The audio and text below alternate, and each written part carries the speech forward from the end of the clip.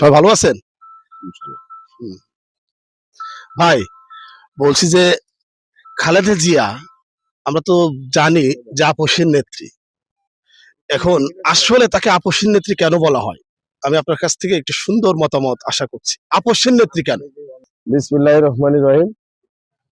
সত্যিকার অর্থে দেশনেত্রী বেগম খালেদা জিয়া এই বাংলাদেশের গণতন্ত্রের প্রতীক।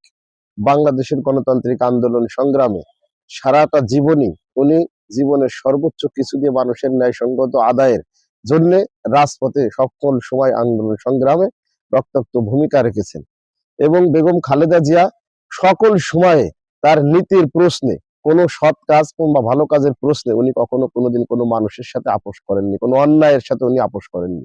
উনি জীবন বাজি রেখেছেন, বারবার কারাবরণ করেছেন, কিন্তু অন্যায়ের কাছে কখনো নতি স্বীকার করেননি। এজন্য বাংলাদেশের মানুষ ওনাকে আপসী নেত্রী হিসেবে খ্যাতি দিয়েছেন।